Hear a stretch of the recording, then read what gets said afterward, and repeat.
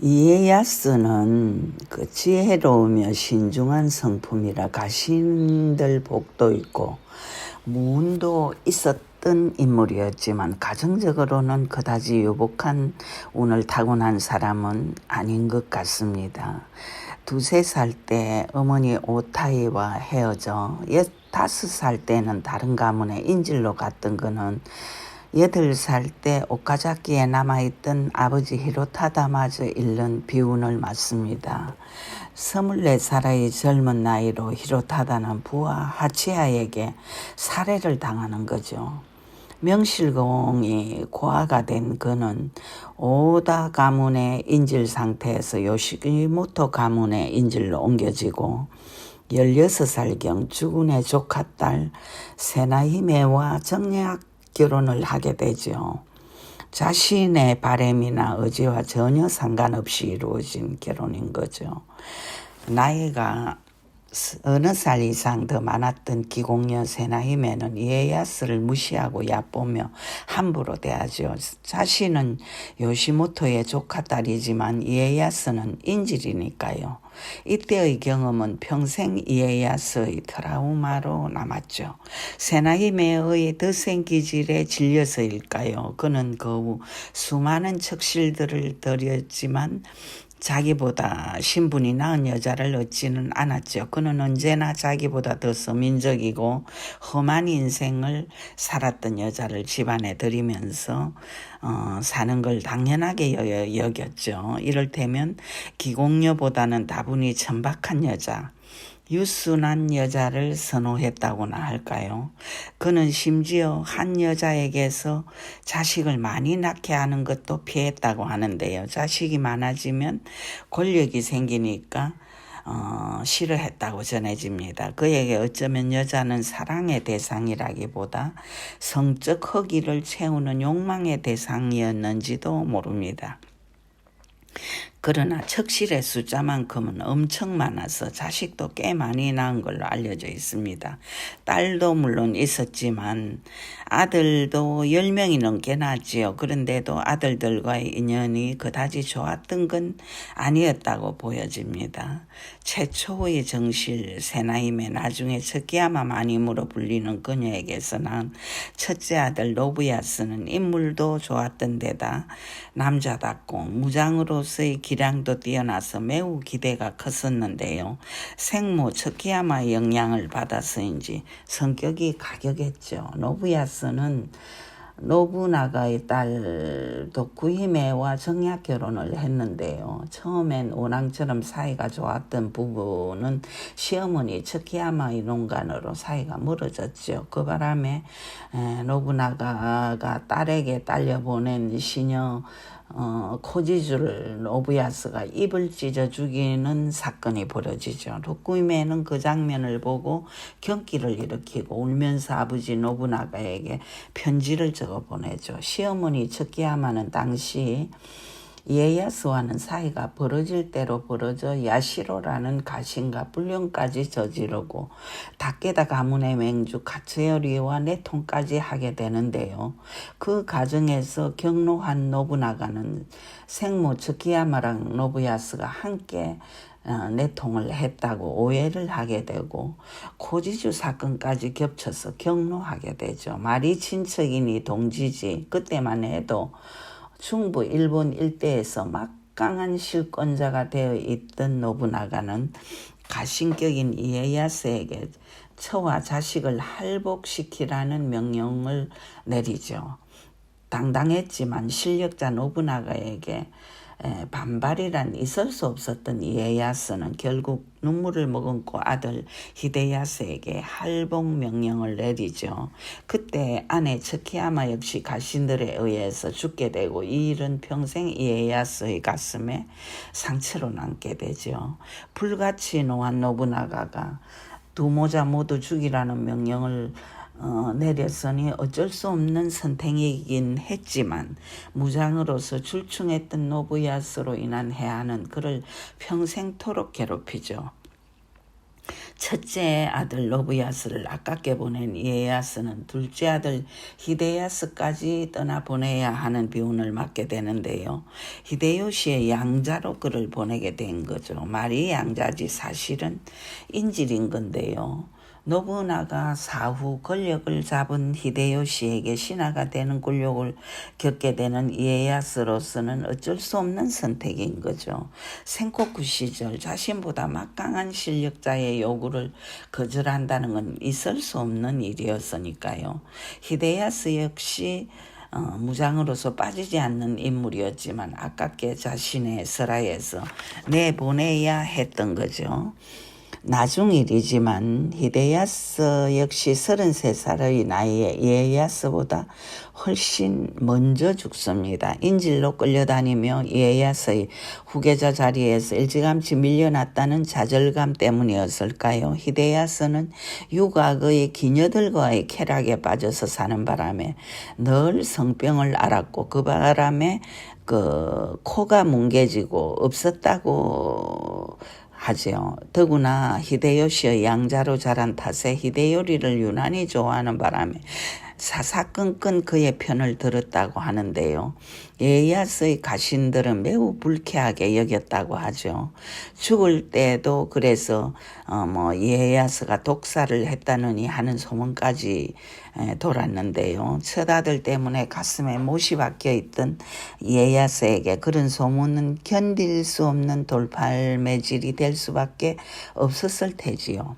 히데야스의 생모 오마는 천민 출신으로 아들이 죽자 절에 들어가 여성이 되었다고 하죠. 셋째 아들이 노부타다인데요. 그는 어릴 때부터 후계자 교육을 받으며 반듯하고 성실한 인품으로 자라죠. 아버지에게 매우 순종적이고 효성스러웠던 그는 무장으로서의 기량이 뛰어난 인물은 아니었지만 매우 온화하고 안정된 성품으로 외교나 정치력에서는 두각을 나타냈다고 하는데요.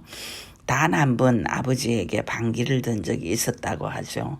이에야스가 정략 결혼의 대상으로 오에요를 점 찍었는데요. 히데요시가 너무나 원했던 터라 거절할 입장은 아니었던 거지요.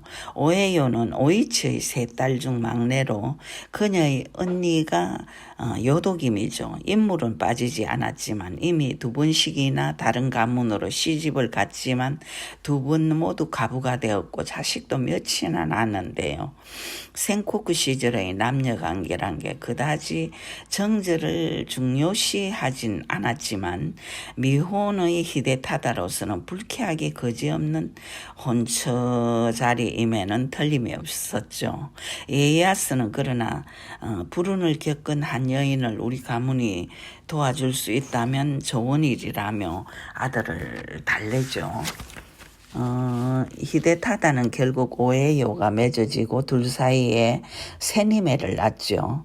3대 쇼군이 되는 이에미츠 역시 그들이 낳은 아들이고 에도 막부 시절을 잘 이끌어간 정치가로 알려지죠. 아무튼 셋째 아들 히데타다는 성품이 무난한 데다 모난 점이 없었던 인물이어서 이에야스에게 유일한 위로가 되어준 아들인데요. 히데타다는 이에야스의 두 번째 정실 아사히 히메랑도 아주 사이가 좋았다고 하지요. 히데요시는 이에야스랑 정략 결혼을 위해 여동생 아사히 히메를 이혼까지 시켜서 도쿠가와 집안으로 보냈는데요.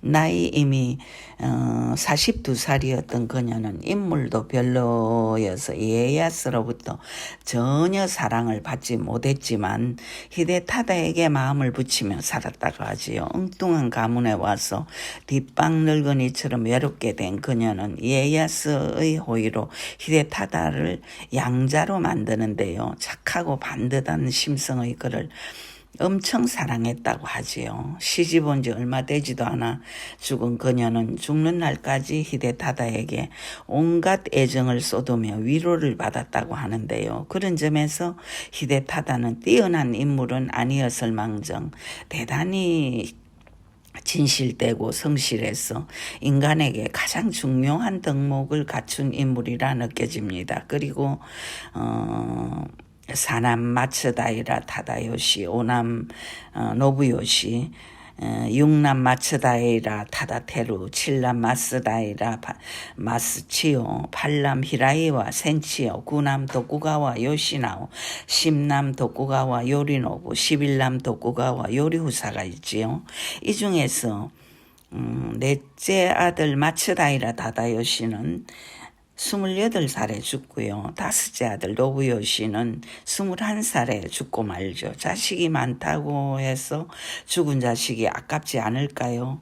이에야스의 탄식이 얼마나 깊었을지 생각만으로도 마음이 저려옵니다. 정작 이에야스를 절망시킨 건 살아있는 여섯째 아들 타다테루인데요. 첫째 아들 노부야스를 빼다박은 듯이 닮았었다는 타다테루는 성격이 격하고 사나웠지만 글과 그림, 차도에 능했으며 무예도 능통하고 약하게 지식도 있는 데다가 인맥도 넓은 팔방미인이었다고 하지요. 타다테루 역시 아버지에 의해 정략 결혼을 했는데요. 그의 장인은 다테마사문의 즉 애꾸는 맹장이었죠. 아내 이로하 히메는 크리스천이었는데요. 타다테루가 히데타다처럼 온건한 인품이었다면 충분히 피해갔을 모종의 사건에 얽히게 되죠. 그는 장인 마사무네와 시세이로 있는 오쿠보 나가야스랑 지나치게 친숙했는데요. 원래 나가야스는 강대 출신으로 나중엔 광산을 발굴하는 재주가 있어서 이에야스의 부를 축적하는데 큰 힘이 되었던 인물이죠. 사람에 따라서는 한결같이 무던하며 중심을 잘 잡고 지나침이 없는 타입이 있는가 하면 작은 성공에도 까불어대는 그런 타입이 있죠. 나가야스가 바로 후자의 인물이었는데요. 이에야스에게 발탁되어 출세가도를 달리게 되자 그는 터무니없는 욕심을 갖게 되지요. 타다테루와 장인 마사무네가 야심에 찬 인물인데다가 타다테루 역시 또 비범한 인물이니 자신이 그들을 이용해 권력자가 되려 한 거지요. 때마침 남만이니 홍모인이니 하며 외국배가 드나들고 선교사들도 일본에 들락거리게 되자 유럽과의 교역이니 뭐니 하는 걸 내세우며 연판장을 돌리고 심지어는 군자금 명목으로 광산에서 금까지 빼돌리는 거죠. 이에야스 사후에 별 볼 일 없는 히데타다를 밀어내고 타다테루를 앞세워 쇼군을 바꾸려는 상상까지 하는 건 나가야스뿐이 아니었죠. 패기와 야심으로 똘똘 뭉친 마사무네까지 이런 꿈을 꾸게 되고 아무튼 이 일은 나중에 큰 말썽이 되어 에도 막부를 흔들지만 나가야스가 갑자기 뇌졸중으로 죽는 바람에 숨겨놓은 황금을 압수하고 나가야스의 아들들을 처형하는 것으로 일단락되지요. 이에야스는 그러나 그때부터 마사무네의 사이로 보낸 타다테루를 요주의 인물로 바라보며 정략 결혼을 후회하게 되는데요. 침착함보다는 경솔하고 지나치게 패기에 넘치는 타다테루가 매눈방이 용으로 야망의 화신인 그 마사무네의 사이란 점 때문에 이에야스는 근심이 더해지죠. 유유상종이라고 했던가요. 한 개의 그 악이 두 개의 악으로 뭉쳐지면 거대한 세력이 되어 분탕질을 하게 된다는 걸 산전수전 다 겪은 이에야스가 모를 리가 있을까요? 그러던 중 천방지축의 타다테루는 순푸에 있는 아버지를 찾아가 오사카성을 자기에게 달라면서 왜 다른 형제들은 좋은 성을 하사하면서 자기는 외지고 초라한 성을 하사하느냐고 항의를 하지요.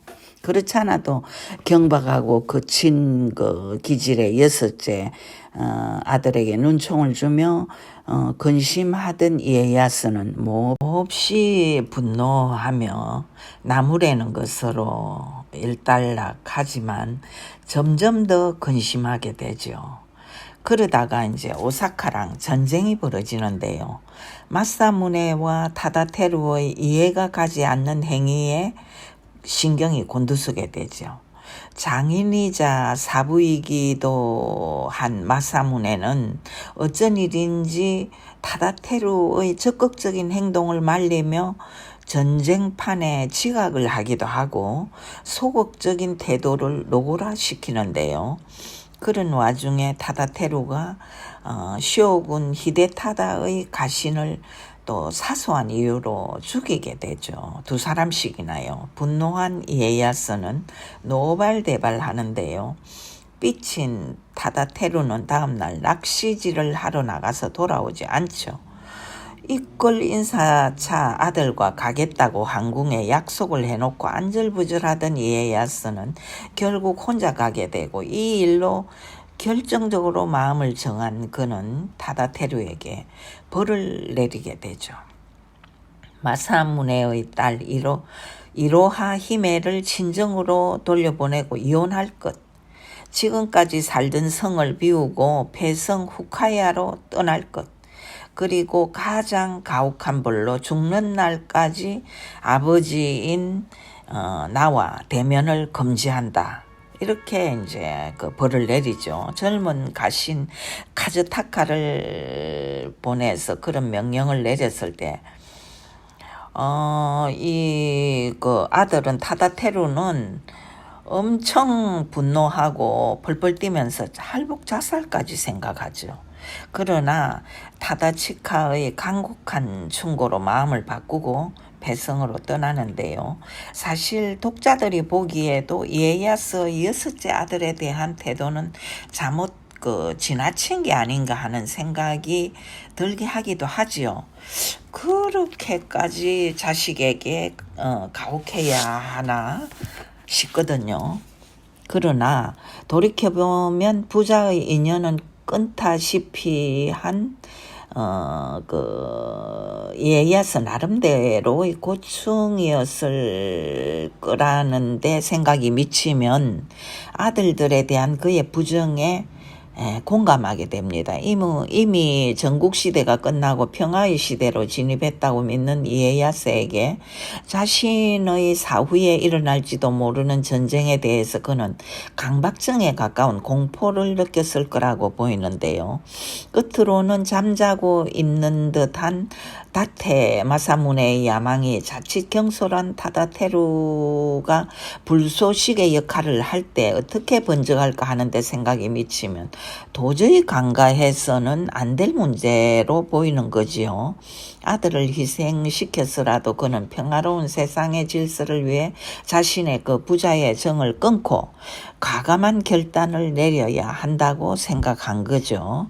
평화로운 세상에 인간은 완력보다 이성과 지혜로 이루어진 질서에 의해 지탱되어야 한다고 믿은 그는 모든 악역을 자기가 안고 가는 것으로 결론을 내렸던 게 아니었을까요? 이런 이에야스의 아버지로서의 깊은 사랑을 나중에 이해한 타다테루는 유폐된 후카야성에서 조용히 평생을 보내고 때때로 피리를 불면서 자신의 마음을 달랬다고 하지요. 그는 인간이란 사소한 일로도 몰락할 수 있음을 보여준 산정인이기도 하다는 생각을 저는 합니다.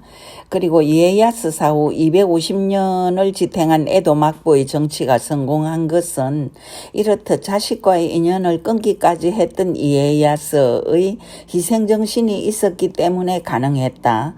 저는 그렇게 생각을 합니다. 들어주셔서 감사하고요. 다음엔 또 다른 작품으로 여러분을 찾아뵙겠습니다. 더운 날씨에 건강 조심하십시오.